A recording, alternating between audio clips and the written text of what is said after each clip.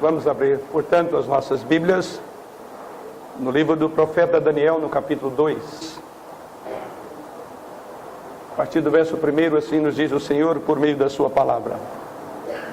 No segundo ano do reinado de Nabucodonosor, teve este um sonho, o seu espírito se perturbou e passou-lhe o sono. Então o rei mandou chamar os magos, os encantadores, os feiticeiros e os caldeus, para que declarassem ao rei quais lhes foram os sonhos. Eles vieram e se apresentaram diante do rei. Disse-lhes o rei: tive um sonho, e para sabê-lo está perturbado o meu espírito. Os caldeus disseram ao rei em aramaico: ó rei, vive eternamente. Dize o sonho a teus servos, e daremos a interpretação. Respondeu o rei e disse aos caldeus: uma coisa é certa, se não me fizerdes saber o sonho e a sua interpretação, sereis despedaçados e as vossas casas serão feitas monturo. Mas se me declarardes o sonho e a sua interpretação, recebereis de mim dádivas, prêmios e grandes honras. Portanto, declarai-me o sonho e a sua interpretação. Responderam segunda vez e disseram: diga ao rei o sonho e os seus servos, e lhe daremos a interpretação. Tornou o rei e disse: bem percebo que quereis ganhar tempo, porque vedes que o que eu disse está resolvido. Isto é, se não me fazeis saber o sonho, uma só sentença será a vossa, pois combinastes palavras mentirosas e perversas para as proferirdes na minha presença, até que mude a situação. Portanto, dize-me o sonho, e saberei que me podeis dar-lhe a interpretação.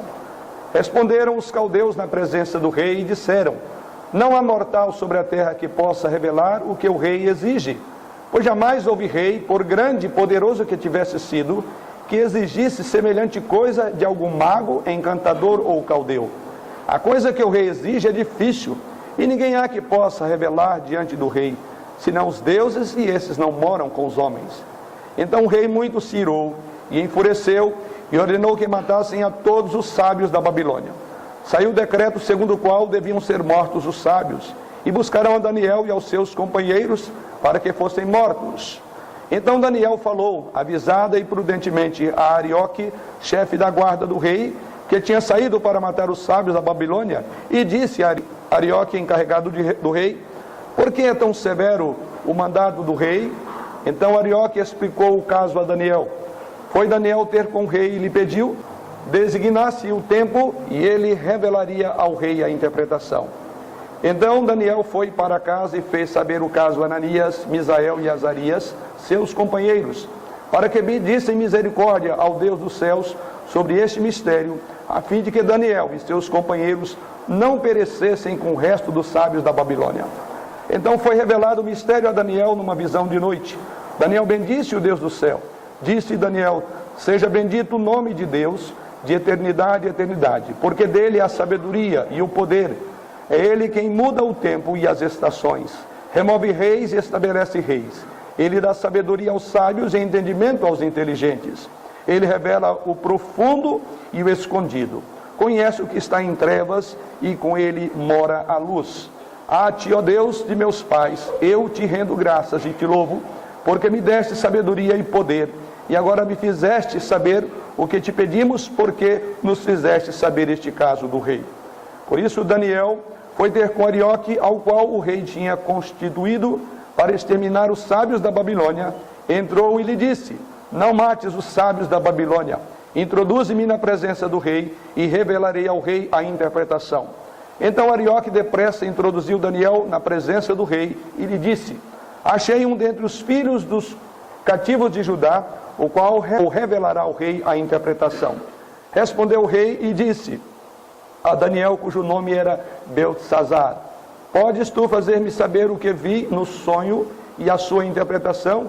Respondeu Daniel na presença do rei e disse: o mistério que o rei exige, nem encantadores, nem magos, nem astrólogos o podem revelar ao rei. Mas há um Deus no céu, o qual revela os mistérios, pois fez saber ao rei Nabucodonosor o que há de ser nos últimos dias.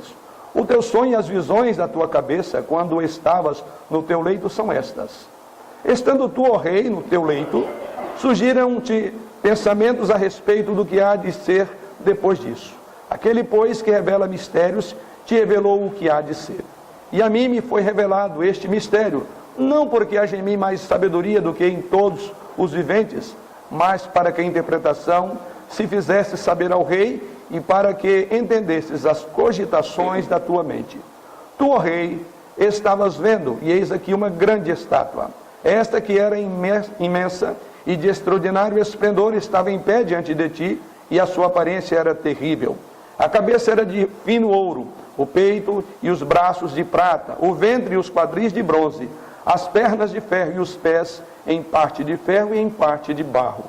Quando estavas olhando, uma pedra foi cortada sem auxílio de mãos, feriu a estátua nos pés de ferro e de barro e os esmiuçou.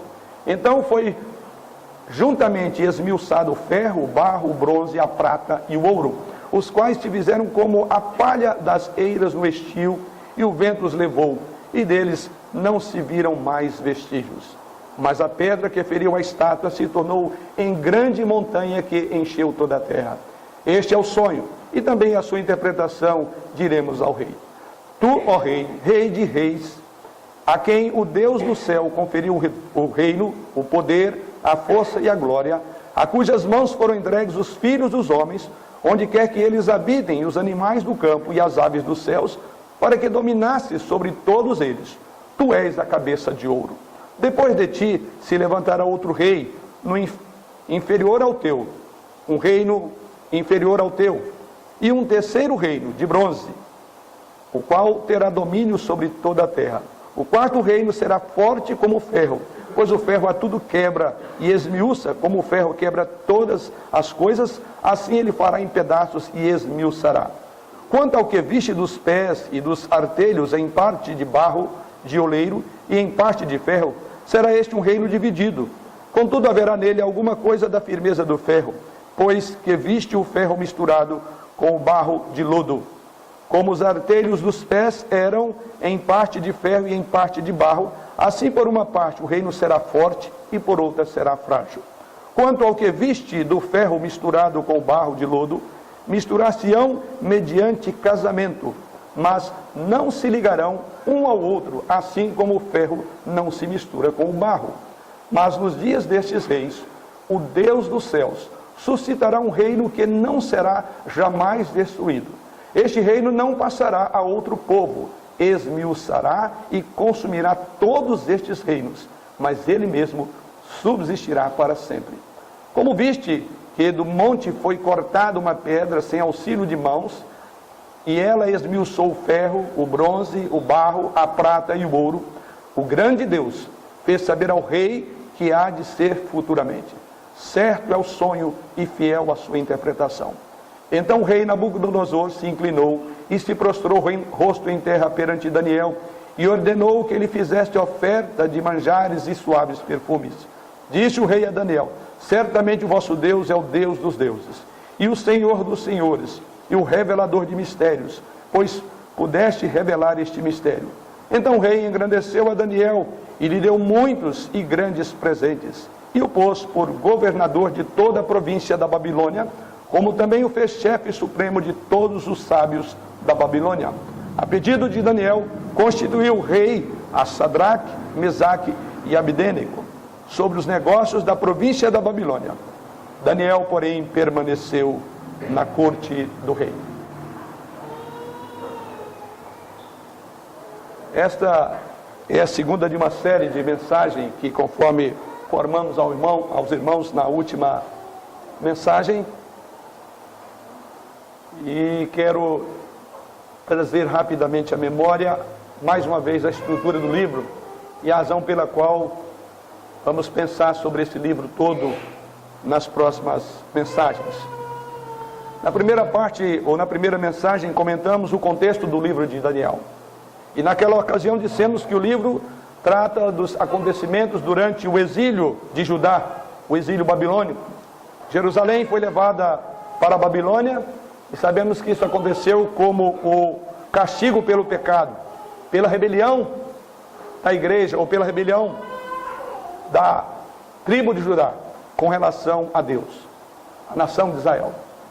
Essa nação virou as costas para Deus da aliança, e foi levado então para o cativeiro. Então assim, o livro de Daniel nos dá uma imagem do cativeiro de Israel, ali na Babilônia, no período de 70 anos, que é exatamente o período que cobre os 70 anos da vida de Daniel, como poderemos observar, aqueles que leram o livro poderão ver isso lá no final. Dissemos também na ocasião que encontramos neste livro uma visão histórica distintamente centrada em Deus. A história está centrada em Deus, seja ela qual for, da forma como ela foi escrita, ela sempre apontará para o Deus do universo. Daniel vê as ações e o estágio da história do mundo como um palco no qual Deus está agindo. A história é a história que Deus escreveu. Nós também dissemos que o livro de Daniel fala de resistência. Este livro foi escrito para ajudar o povo a viver no mundo em que estaria em constante oposição contra Deus. O livro, antes de tudo, nos chama, como dissemos, a perseverança. Ou seja, ele diz-nos que não devemos desistir. No meio de um mundo hostil, o livro de Daniel diz, não desista. A segunda grande verdade do livro é, seja fiel. Ou seja, para mantermos-nos firmes, embora moremos dentro de uma cultura diferente da nossa, uma cultura que mantenha valores normalmente diferente daquela que nós adotamos, nós devemos manter firmeza. E a terceira grande linha de pensamento do livro de Daniel é que contém a mensagem de esperança. É a grande mensagem do livro de Daniel. Daniel, para nos mantermos firmes, embora moremos numa cultura contrária à nossa, precisamos manter a esperança. E o livro de Daniel trabalha o assunto, porque ele nos apresenta que Deus haverá de fazer um julgamento sobre os reinos deste mundo. A questão central deste livro é como um cristão pode cantar o cântico do Senhor em terra estranhada. É um livro encorajador. É um livro extraordinário. É um livro que encanta o coração de um fiel. É um livro que enche o peito do adorador. É um livro que nos faz olhar para aquele que está construindo, é aquele que está acima da própria história. Nosso Deus. Vamos orar. Pai nosso, nós te agradecemos, Senhor, por esta palavra que lemos. E agora pedimos que o Senhor nos instrua por meio dela. Ficamos maravilhados com o teu poder, com a tua sabedoria exibidos na história tão emocionante deste livro. Mas é mais do que uma história para nós, Senhor. Ó Deus, ela é a verdade do Senhor para o tempo presente.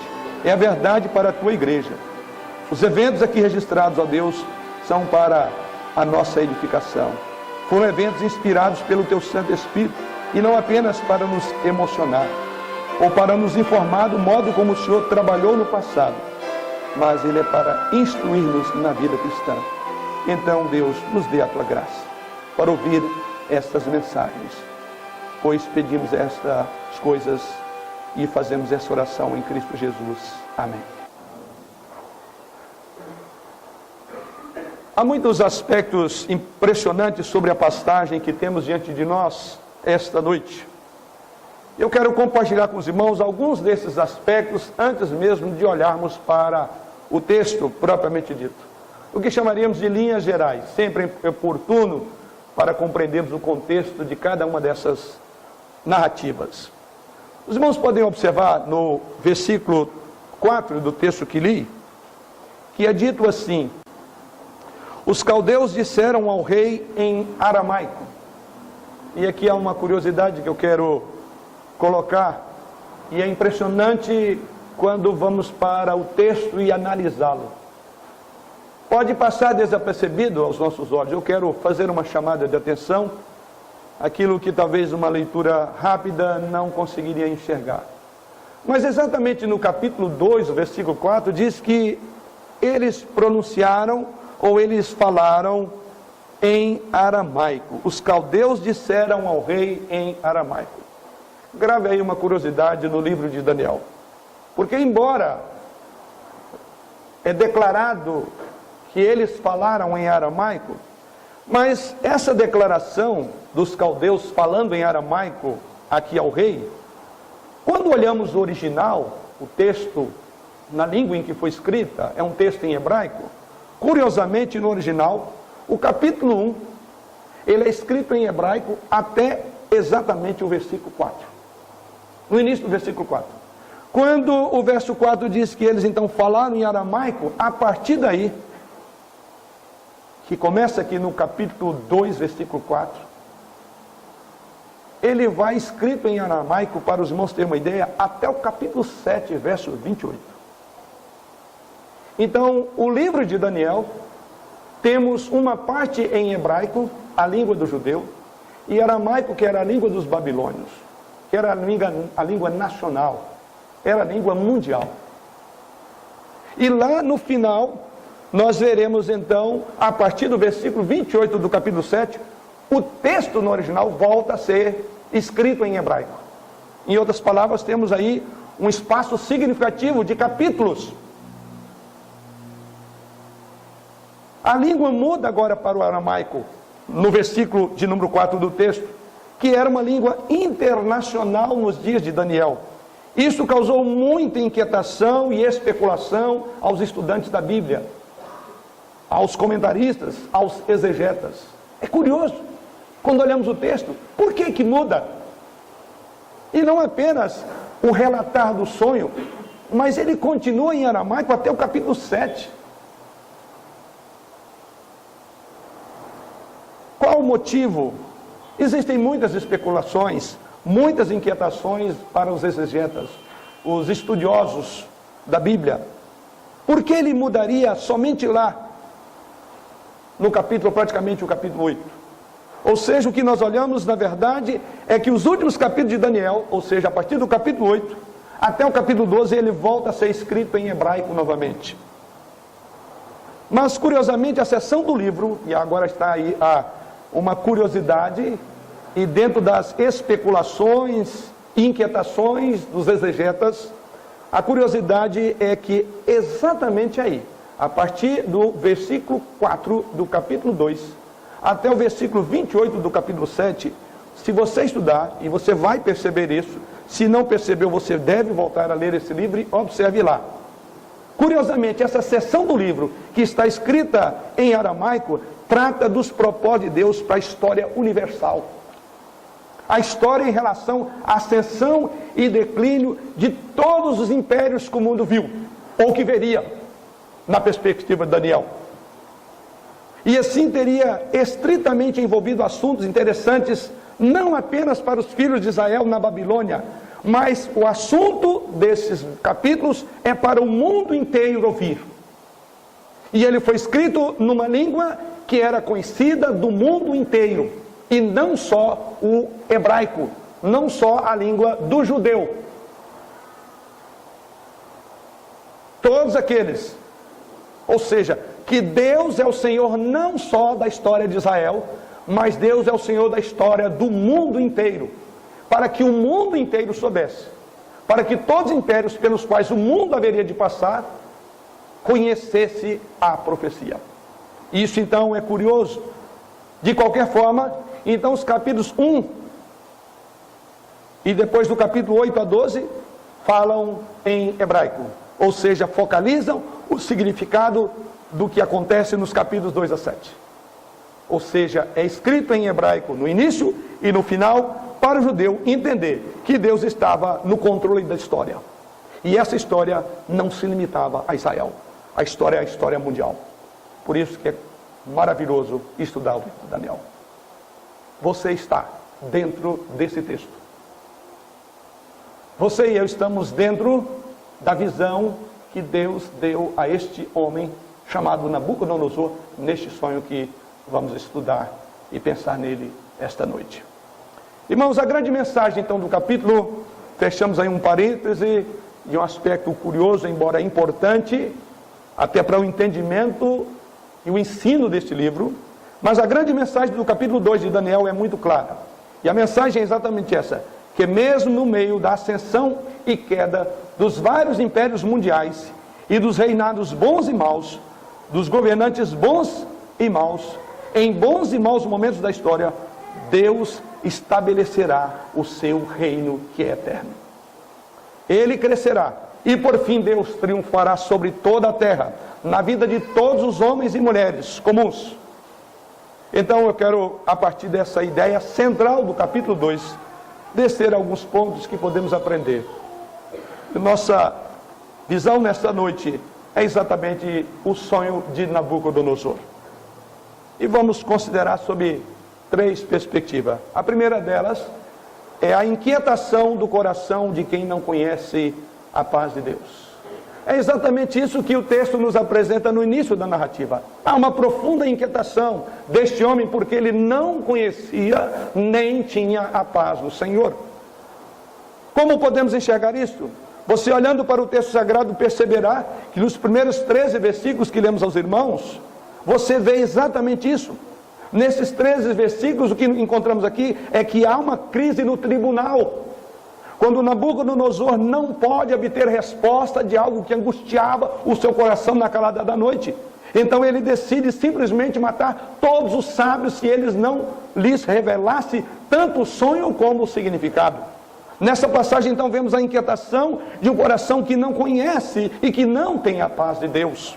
Nabucodonosor, apesar de ser o rei mais poderoso da terra, embora ele possa ter sido o rei dos reis, como o próprio texto diz, em seu coração ele não passava de uma criança perdida na escuridão das ilusões do seu coração ou daquela visão que veio a ele.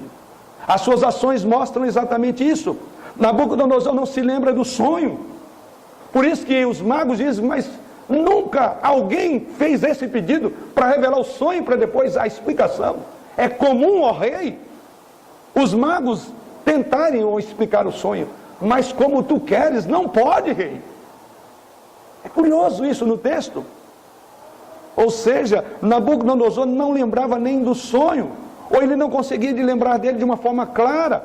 Então ele confia isso aos seus conselheiros, pois temia sobre aquele sonho. Mas mais curioso ainda é que qualquer que fosse a resposta, seria uma condição bastante lamentável para aquele monarca poderoso, o mais poderoso da terra naquela época. Ele fica tão aturdido e ele clama aos sábios e ele lhes pede para dizer, para falar o sonho e dar-lhes a interpretação. Mas para contar o sonho primeiramente. E aí é onde mora o primeiro problema. Ele diz, você me fala o sonho e depois diz, primeiro diz o que eu sonhei e depois você me explica esse sonho. E o que acontece? Encontramos no texto sagrado que os sábios ficaram aturdidos, petrificados com esta perspectiva. Porque diz eles aí, ninguém chama os sábios para pedir isto. Diz aí os versos 3 a 5. Ele diz, respondeu o rei e disse, ou melhor, no verso 4, os caldeus então disseram ao rei em aramaico, ó rei, vive eternamente, diz o sonho a teus servos e daremos a interpretação. Ou seja, diz o sonho primeiro. E o texto sagrado diz que o próprio rei fala aos caldeus novamente e diz, vocês estão querendo ganhar tempo. Eu quero saber qual é o sonho. E depois a explicação. E diante desta colocação do rei, novamente vem os magos, vem os caldeus, no verso 7 diz, responderam segunda vez e disseram, diga ao rei o sonho a seus servos, e lhe diremos a interpretação. Tornou o rei e diz, bem percebo que vocês querem ganhar tempo. O rei insiste em que eles falem qual é o sonho. E aí encontramos lá no verso de número 10, então os caldeus, na presença do rei, responde e diz, não há mortal sobre a terra que possa revelar o que o rei exige, pois jamais houve rei, por grande e poderoso que tivesse sido, que exigisse semelhante coisa de algum mago, encantador ou caldeu. É como se dissera, aí o senhor está esperando demais. E a partir daí então vem a sentença, matem todos. O que disse já está escrito, então execute. Então o que vemos aqui? Que os sábios não tinham resposta. E não havendo resposta, o rei já tinha a palavra. Eles tinham que ser mortos. O que podemos aprender? Quais lições espirituais podemos tomar desse primeiro tópico da nossa meditação? Quais lições práticas podemos aplicar hoje em nossa vida? Primeiramente, situações impossíveis expõem de certo a futilidade da sabedoria e do poder humanos e de falsos deuses e religiões. Essas situações só provam o quão frágil é a sabedoria humana, o quão ineficaz são os deuses para discernir o pensamento de Deus. Ao mesmo tempo, eles fornecem um cenário para o qual o poder e a sabedoria de Deus seriam demonstrados. Mas segundo ensino que aprendemos é que a inquietude do coração de um homem mundano é outra aplicação que fazemos nesse ponto da mensagem. Veja exatamente que é o tópico que nós estamos trabalhando, ou intitulamos, da inquietação do coração de quem não tem a paz de Deus. Observe que este homem fica inquieto, ele não tem a paz de Deus, ele não pode gozar daquela paz que Daniel e seus amigos tinham. Há uma inquietação no coração. Nabucodonosor pode ter sido o homem mais poderoso do mundo em seu tempo, mas ele estava absolutamente fora de si, com um pequeno sonho que turbou a sua mente. 2 anos ou mais em seu reinado, e ele já está incomodado com pesadelos que vêm à sua mente enquanto dorme. Ele tem tudo o que um mundano poderia sonhar. Este homem que lemos no texto, ele tinha fama, ele tinha poder, ele tinha riqueza, era um homem extremamente influente, mas ainda assim ele não tinha paz, porque o seu coração estava naquelas coisas. Ele é um homem essencialmente inseguro, e a sua insegurança é traduzida em perigo. Veja como este homem faz. E quero lembrar aqui as palavras de Agostinho, em uma de suas primeiras confissões. O que observamos aqui é aquilo que Agostinho diz, que Deus nos criou para Ele mesmo, e os nossos corações andam inquietos, enquanto não retornarmos em descanso para Ele. Este homem não tinha entendido isto, que ele fora criado para a glória de Deus e não para a glória pessoal, e é por isso que o seu coração estava inquieto, conforme observamos no texto sagrado.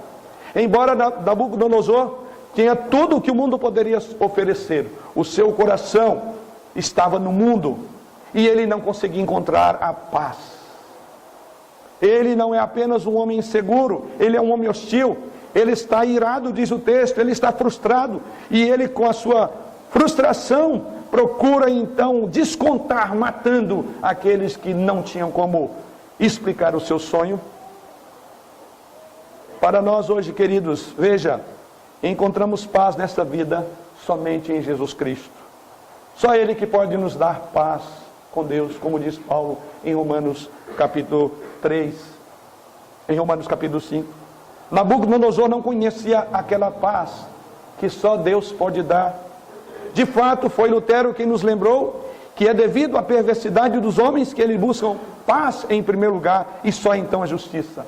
Ou seja, eles querem ter paz independente da justiça. E não temos paz com Deus se não olharmos a justiça de Jesus Cristo por nós. Consequentemente, então, eles não encontravam paz. Nabucodonosor não conhecia a paz que vinha por meio da justiça, e justiça por meio de Jesus Cristo. Então, assim ele era, como é assim todo homem. Você não terá paz se você não compreender a justiça no Calvário. Não há paz. Como diz Paulo, justificado, pois, mediante a fé, temos paz com Deus por meio de Jesus. Você pode ter tudo, mas você não terá paz se você não tiver Jesus no coração. Quando as pessoas não conhecem a Deus, é muito fácil se preocupar com o futuro, como encontramos este homem aqui. Elas se perguntam o que vai acontecer do futuro. As coisas parecem estar ficando como que fora de controle, como era o caso aqui. Algumas pessoas estão tão desesperadas por respostas como aquela que Nabucodonosor queria naquela ocasião. Então elas fazem como Nabucodonosor, elas então recorrem aos adivinhos, aos astrólogos, às mães de santo para buscar ajuda. Leia do engano, a história está aí para mostrar que essas pessoas não encontrarão paz, não encontrarão resposta para as suas angústias. Mas eu quero dizer agora a você, meu irmão de fé, não são apenas os ditadores que gostam de estar no controle e ficam assustados quando começam a perder o controle. A maioria de nós gosta de estar no controle das coisas. pelo menos do que está acontecendo ao nosso derredor, em nossa família, em nossas vidas. E quando essas coisas parecem sombrias, quando parecem incertas em nossos lares, tendemos também a ficar deprimidos e não podemos nem dormir na noite. Quando você não tem preocupação, você se deita e dorme imediatamente. Se nossas mentes estão cheias de ansiedade, simplesmente não poderemos dormir. E aqui aplico aos crentes, a nós. É possível então, queridos, nós cristãos, permitir que os problemas da vida nos perturbem. Nós também nos tornamos ansiosos. Assim Deus nos lembra nesta passagem do perigo de um coração inquieto que não tem paz com Ele. Através então da vida de Daniel, aprendemos então como lidar com as situações estressantes. Não percamos o sono, porque a paz do Senhor, que invade todo o entendimento, ela estará como árbitro em vossos corações. Aonde está o teu Deus?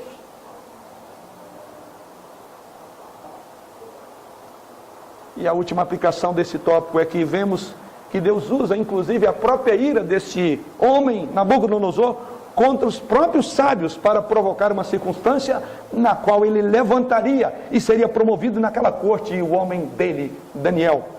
Deus usa a própria ira de Nabucodonosor contra os seus próprios homens a fim de trazer influência para aquele homem de Deus, que não tinha como foco a si mesmo, mas Deus, e introduzi-lo na corte da Babilônia. E assim vemos esta crise em razão de não ter a paz do Senhor. Segundo pensamento que recorre à nossa mente quando olhamos o texto. E encontramos esse pensamento nos versos 14 até o verso 30. E eu quero intitulá-lo de A Confiança de um Coração que Conhece a Paz de Deus. A confiança de um coração que conhece a paz de Deus. Os versículos 14 a 30 é exatamente o que vemos. O centro dessa passagem exatamente está nos versos 14 a 30. E vemos aqui um forte contraste com os 13 primeiros versículos. Se os 13 primeiros versículos são sombrios, causam insegurança, temor, pavor, morte, separação. Se Nabucodonosor é um homem inquieto e sem paz, Daniel é um homem confiante, porque ele encontra a paz. Olha como Daniel lida com uma circunstância extremamente complicada. Daniel não é autoconfiante, ele não procura autoajuda, mas ele tem ajuda que vem do alto. Daniel está confiante em Deus. Observe que nos versos 14 a 30, vemos o exemplo de uma vida transformada por uma graça que Daniel tinha. O homem tinha paz. O personagem Daniel faz você querer torcer por ele nessa história. É incrível a calma de Daniel quando ele recebe a notícia de sentença de morte do rei. Observe o verso 14. Então Daniel falou avisada e prudentemente a Arioque, chefe da guarda do rei, que tinha saído para matar os sábios da Babilônia, e disse a Arioque, encarregado do rei: por que tão severo o mandado do rei? Então Arioque explicou o caso a Daniel. Como pode? Ele veio ali e falou: olha, eu vim aqui para executar a sua vida. Vamos conversar um pouco. O que está acontecendo? Que tanta inquietação está acontecendo com o rei? Que tanta inquietação está acontecendo no maior império do mundo? Porque a confiança de um coração que conhece a paz de Deus encontramos aqui em Daniel. É incrível a calma com que ele recebe a notícia da sentença de morte. Na verdade, o rei tinha ordenado que os sábios fossem mortos. Qual era a urgência desse mandado? Como diz o próprio Daniel, Daniel parece estar completamente no controle e manifesta uma profunda confiança de um coração que tinha a paz de Deus. E há 3 coisas em particular que mostram isto na passagem. Vamos a ela. Primeiro de tudo, Daniel mostra sabedoria. Um homem que gosta da paz de Deus é um homem sábio. Os versos 14 ao verso 16, Daniel, conforme lemos aí, age com sabedoria em sua resposta ao decreto do rei. Observe como ele é. Ele está confiante, ele é um homem firmado na verdade, ele pensa em um plano, uma estratégia, um modo de operação. Talvez uma outra pessoa que não tivesse a paz de Deus, talvez não, certamente, ficaria desesperado. Enfim, eu vou morrer, será que eu tenho que morrer mesmo? Daniel não pensa na sua vida. Mas ele está aqui vendo uma estratégia, uma operação. E ele demonstra grande dignidade, decoro inclusive, em falar com o capitão da polícia secreta do rei. Pois veio ali para eliminar a sua vida. E Daniel, vemos aí que ele mostra sabedoria. A sabedoria é naturalmente o fruto do conhecimento que ele tinha de Deus. Então não é uma sabedoria que aprendemos no banco da faculdade. Não é a sabedoria na qual nós iniciamos nossos filhos quando pequeninos e nos preocupamos. A questão é, a sabedoria que vem do céu, a sabedoria que vem do alto, essa é suficiente para lidar com os problemas. Temos nos dedicado tanto a outras sabedorias. E onde está o sábio desse século? Cadê os curiosos? Cadê os doutos para responder às angústias que inquietam as nossas almas? Me causa estranheza e preocupação quanto temos investido no conhecimento, na cultura, nas melhores escolas. De que adianta isso quando a angústia bater o coração? Não há um diploma que nos dará paz.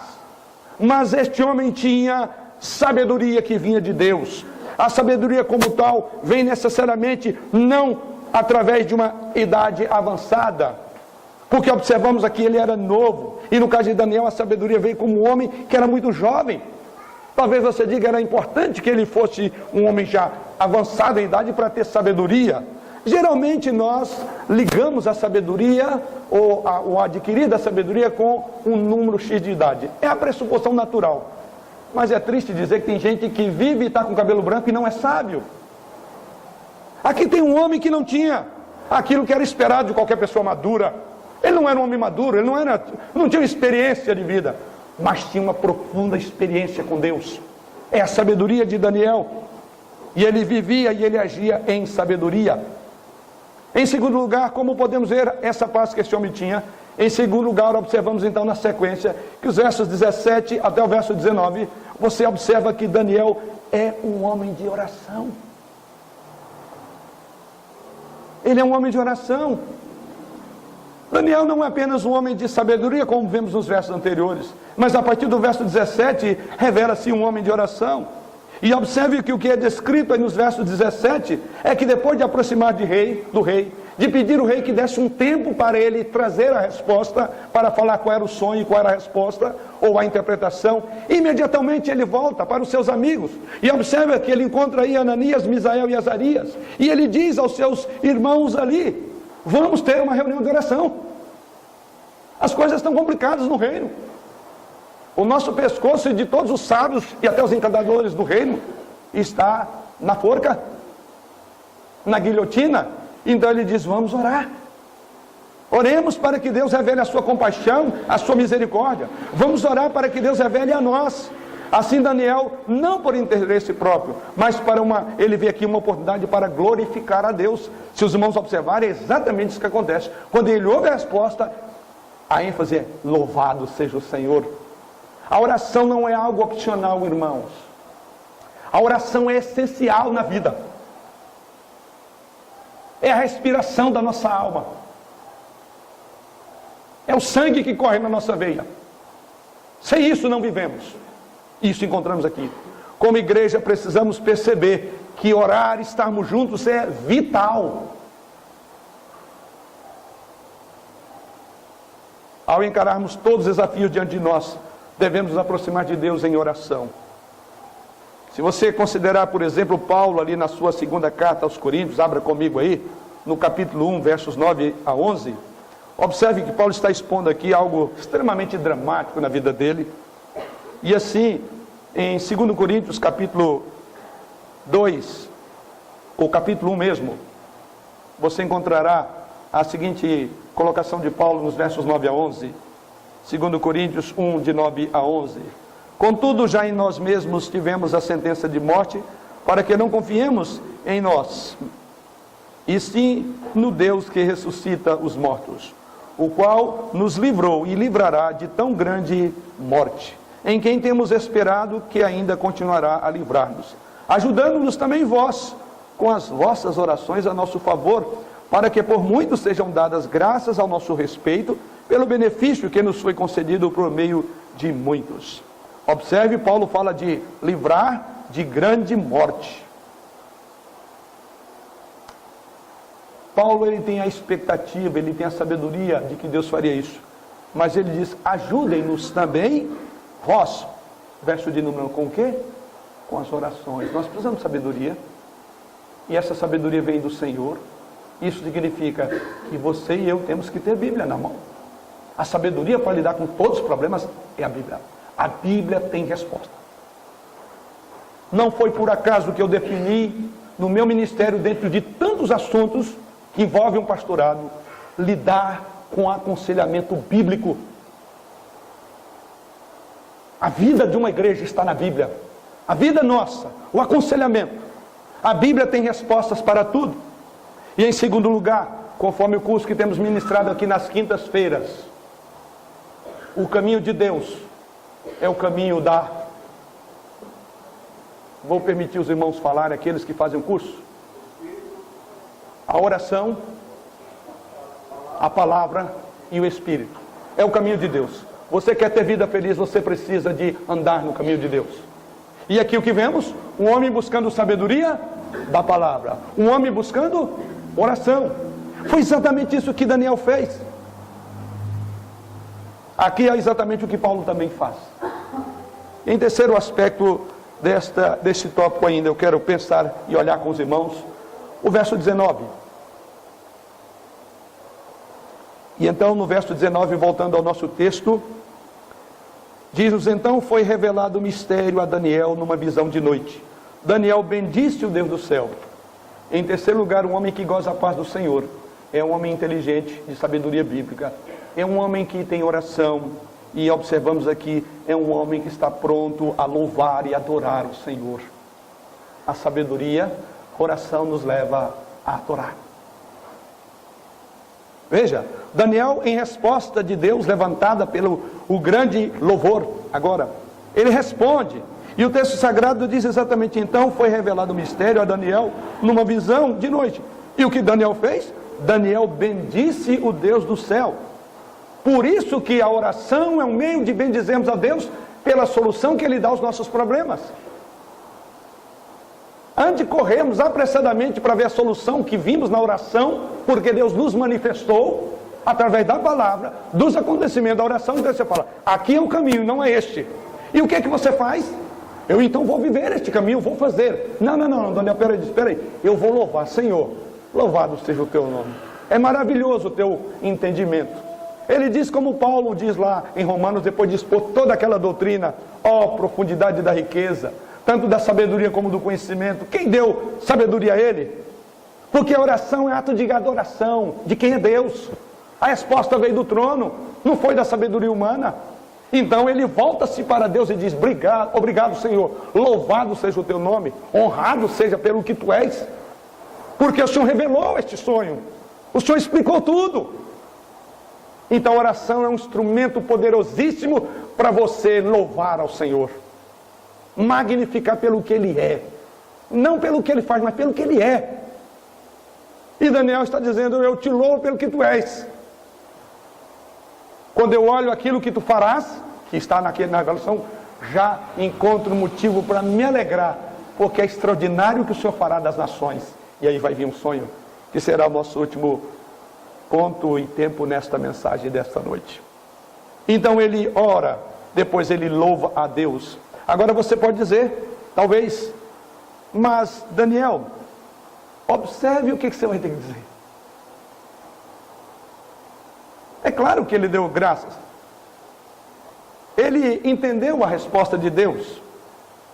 E a resposta que ele iria dar ao rei, depois nós vemos aí, quem é que ficaria confortável para dizer para o rei o que está aqui? Daniel não está preocupado com o que vai dizer para o rei. Talvez alguém dissesse, você é louco? Você está bem dizendo a Deus, mas você sabe o que significa isso? Talvez os amigos dele dissessem, Daniel, peraí, você já parou para pensar? Ok, nós vamos louvar a Deus, mas o que você vai dizer? Você já pensou nisso? Daniel não está preocupado, Senhor, tem misericórdia e compaixão de mim, porque é pesado esse sonho. É drástico, esse homem é terrível. Eu vou chegar e dizer que vai ser o fim dele. Não, eu não estou preocupado com Nabucodonosor. Porque na fraqueza desse homem tu revelas o teu poder, e o teu poder para mim é tudo. Ainda que ele me mate, eu louvarei ao Senhor. Isso é maravilhoso nesse texto. É rico, é profundo, é encorajador. E observe que é exatamente isso. Daniel agradeceu a Deus por isso, porque ele ia dar uma notícia que poderia significar sua morte. Daniel não estava pensando em si, ele conseguiu a resposta, e era uma mensagem que Nabucodonosor não certamente queria ouvir, conforme vemos no texto. Pode não ser tão contundente quanto a mensagem que ele ouvirá depois lá no capítulo 4, e nós vamos ver essa mensagem, quando Deus coloca ele como animal. Essa mensagem aqui não foi tão contundente, e nós vamos entender por que vem o capítulo 4 de Daniel. Fala, ok, você não entendeu ainda a mensagem do capítulo 2? Então vamos para o capítulo 4. Isso é o que eu quero que você faça, estude o livro, e você entenderá melhor a estrutura das mensagens. Ele diz, ok, não é agora, será depois. Pode não ter sido tão contundente, e não foi porque ele continuou teimoso. E lá no capítulo 4 Deus falou, ok, então eu vou tratar você de uma outra forma, você vai entender quem é que domina todas as coisas. Você não entendeu ainda aquela figura da estátua? Pois bem, então vou começar pela cabeça. Sabe aquela estátua? A cabeça, conforme Daniel diz, é você. Então você vai ser o primeiro que eu vou tirar. Pois bem, mas voltemos aqui. Era bastante severa a palavra de Daniel. O que Daniel diz em todos esses versículos, que é o miolo do texto aí, a parte... Seu reino não vai durar muito, Nabucodonosor. Uma pequena pedra, é o que ele diz aí no sonho, não cortada por mãos humanas, vai derribá-la do chão. E embora seja um reino de ouro, não será o reino permanente, porque o reino de Deus é maior. Você quer levar essa mensagem a Nabucodonosor? Talvez os amigos perguntassem a ele. Daniel diz, eu não só quero levar, mas eu louvo a Deus por isso. Quando você tem paz com Deus, e quando você é amigo de Deus, e sabe quem Ele é o dono da história, não há como a gente ter medo de Nabucodonosores.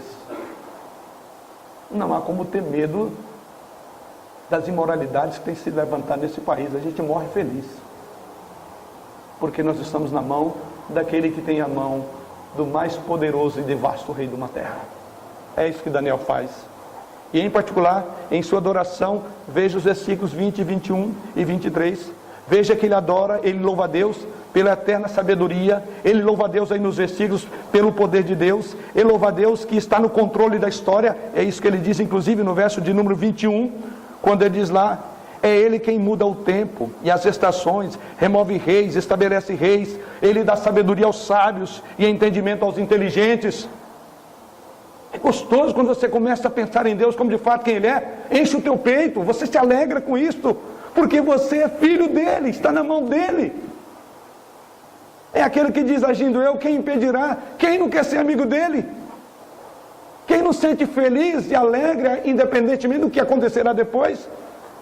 E aqui depois ele diz, ele usa esta frase, Deus de meus pais. Isso lembra que ele tinha proximidade com esse Deus. Deus não era um estranho, ele é Deus de meus pais. Nesta passagem então Daniel mostra um homem de sabedoria. Nesta passagem Daniel mostra-se um homem de oração. Nesta passagem Daniel revela-se um homem de louvor. Um homem que goza a paz com Deus. Essas características estarão na sua vida. E há muitos pontos que podemos então aplicar esse tópico. Primeiro de tudo, Daniel então mostra confiança na soberania de Deus, mesmo no meio de uma profunda crise, e crise que poderia desembocar com a sua morte depois que ele pronunciasse o sonho para o rei. Ele está em oração. Daniel está cheio de ações de graças em um momento de crise. Isso então leva a uma pergunta prática a cada um de nós. O que você faz no momento de crise? Qual é a sua atitude? Daniel não resmungou, não lamentou a possibilidade dele ser morto depois de falar para o rei, mas Daniel, com sabedoria, oração, ele agradece. O que você precisa de fazer em momentos de crise é ter sabedoria, orar e agradeça a Deus. Troca o resmungo, a reclamação por louvor. É bem melhor. certamente Daniel nos fornece um modelo para as nossas próprias tribulações. Uma outra aplicação, observe também o contraste entre Daniel e os sábios do rei. Daniel tem um lugar para buscar respostas. Os magos, coitado, os magos, os adivinhos, os caldeus, os conjuradores não tinham lugar para ir buscar resposta. Eles não conseguiam encontrar resposta dentro deles mesmos. Mas Daniel tinha a palavra que vinha do Senhor. Os ricos, os famosos, os sábios desse século, jactam-se pela sua sabedoria e o seu poder. Mas o que fará da sua sabedoria e o poder para angústias da alma como a deste homem? Só um homem de Deus tem resposta. Só a Bíblia tem resposta para as tuas angústias.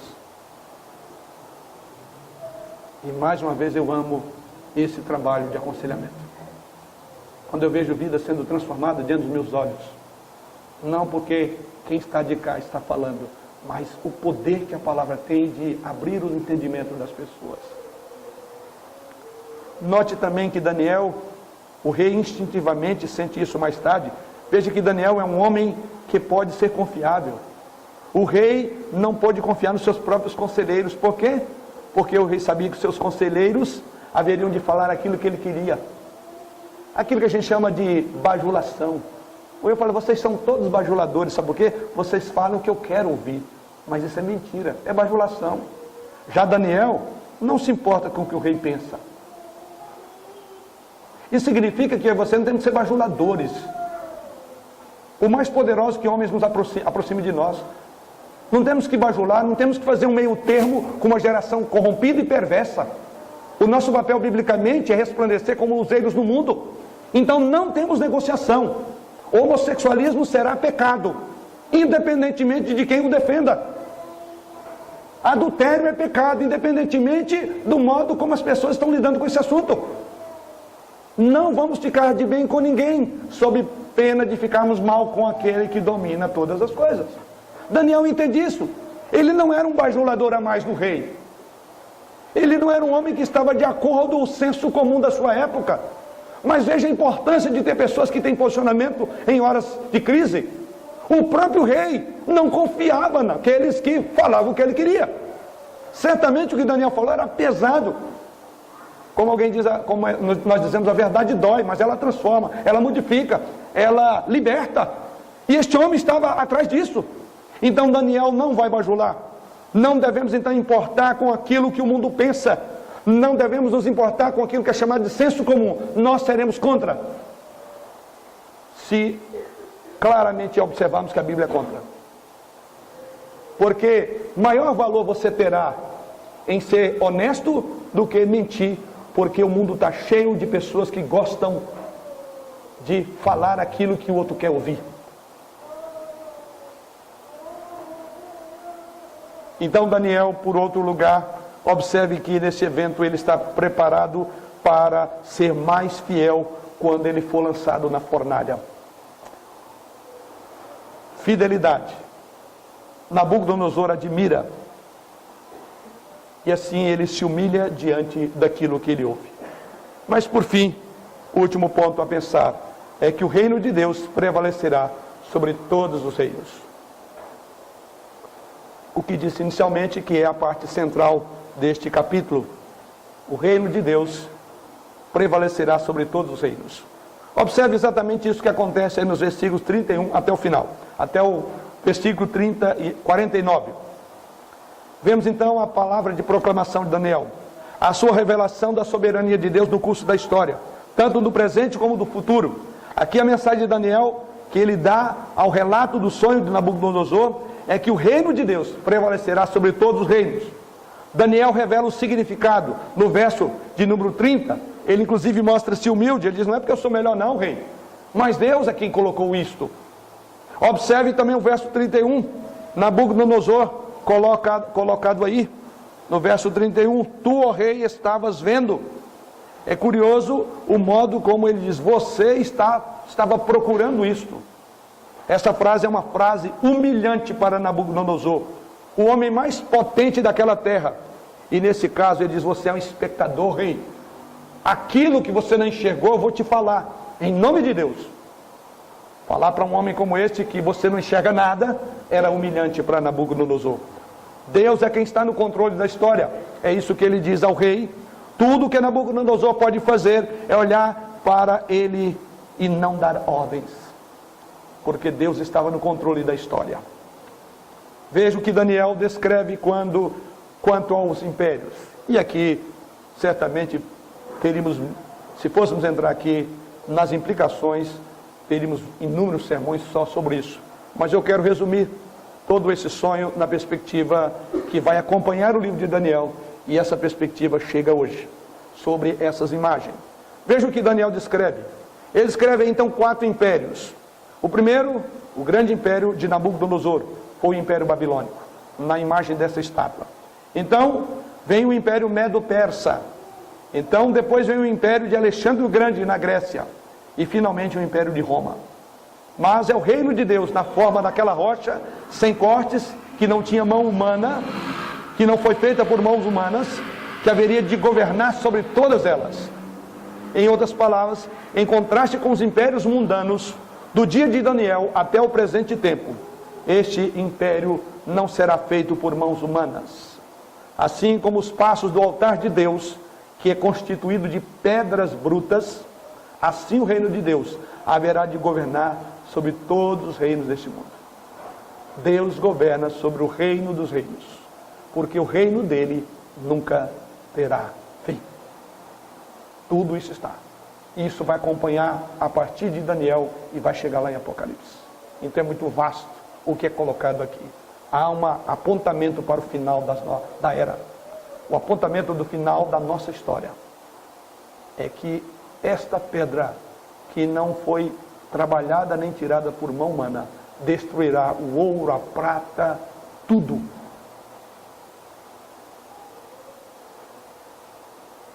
Um dos pontos dessa mensagem é que a chave, irmãos, para entendermos os desígnios de Deus na história não pode ser encontrada em aspectos políticos e militares das nações, mas sim nas qualidades morais e espirituais de uma nação.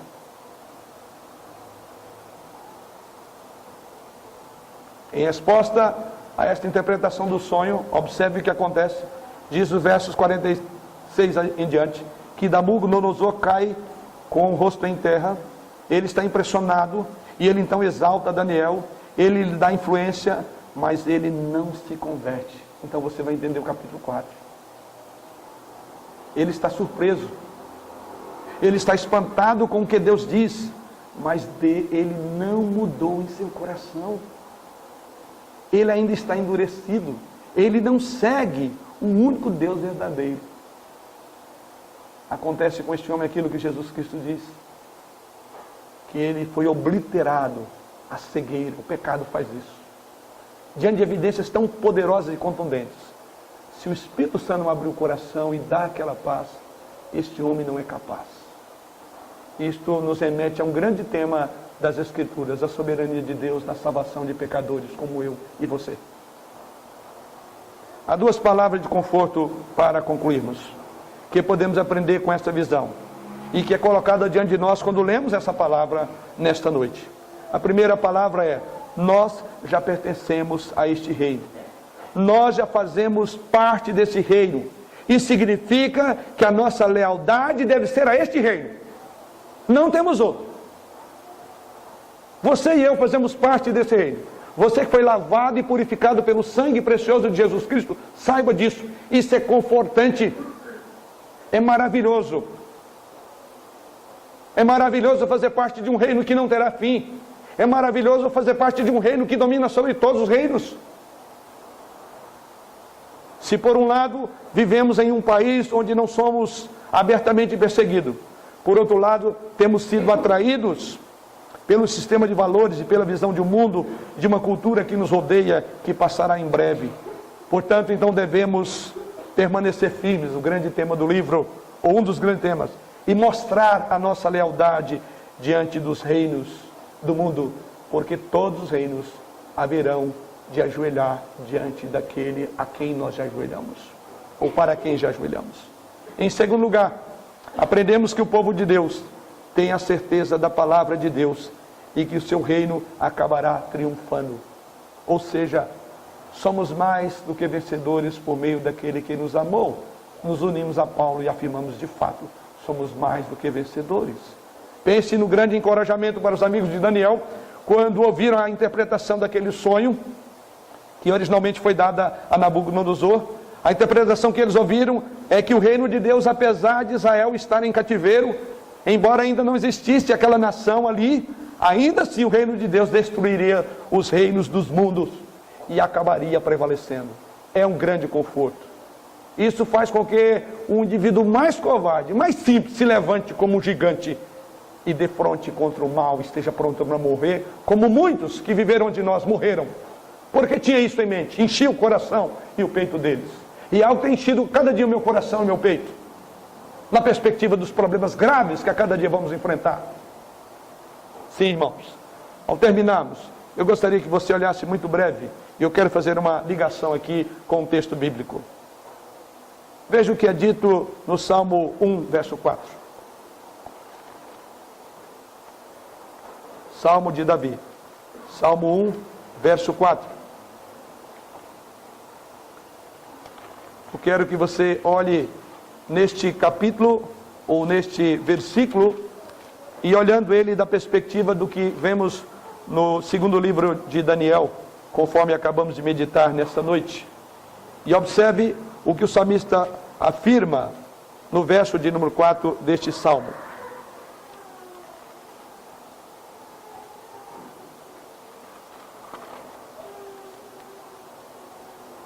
Falando dos ímpios, ele diz que os ímpios não são assim, são porém como a palha que o vento dispersa. Por isso os perversos não prevalecerão no juízo, nem os pecadores na congregação dos justos. Então, olhe brevemente agora para o versículo 35 do nosso texto. Texto de Daniel. Verso 35 do capítulo 2 de Daniel. Então foi juntamente esmiuçado o ferro, o barro, o bronze, a prata e o ouro, os quais se fizeram como palha das eiras no estio, e o vento os levou, e deles não se viram mais vestígios. Mas a pedra que feriu a estátua se tornou em grande montanha, que encheu toda a terra. Observe, queridos irmãos, comparando o verso 35 do nosso texto com o verso 4 do capítulo 1 do Salmo, você observa que ele está deliberadamente reproduzido no Salmo 1, verso 4 e 5. O que está aqui, deliberadamente, foi reproduzido no Salmo 1. São como palha que o vento dispersa, e deles não se viu nenhum vestígio. Este é o homem bem-aventurado do Salmo 1. Somos nós. Tudo é palha, e o vento vai dispersar. Ainda que seja constituído de ouro, de ferro, de bronze, vai ser esmiuçado pelo nosso Jesus Cristo. Mas eu quero ainda no outro salmo, na sequência o Salmo 2. No Salmo 2, veja o que é dito com relação ao senhorio de Cristo sobre as nações. E assim eu quero mais uma vez, agora que você olhe para o Salmo 2, na perspectiva do verso 44 de Daniel. Então vamos ao verso 44 de Daniel, quando ele diz lá: mas nos dias desses reis, o Deus do céu suscitará um reino que não será jamais destruído. Este reino não passará a outro povo, esmiuçará e consumirá todos estes reinos, mas ele mesmo subsistirá para frente. Olhe comigo o Salmo 2, versículo 8 e 9.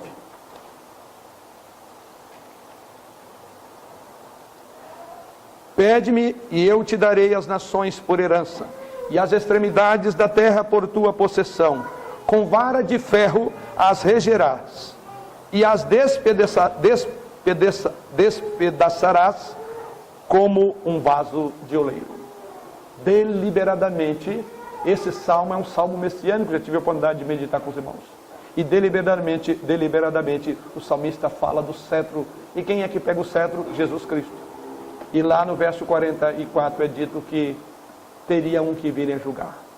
Esta pedra é Jesus. é a pedra que os construtores rejeitaram. Mas nós louvamos e adoramos ao Senhor, porque Deus é o Senhor da história, Deus é o Senhor do universo, Deus é o Senhor que dominou sobre a Babilônia, sobre todos os impérios, assírio, romano. Deus aqui domina o nosso país, está acima de todas as autoridades desse país.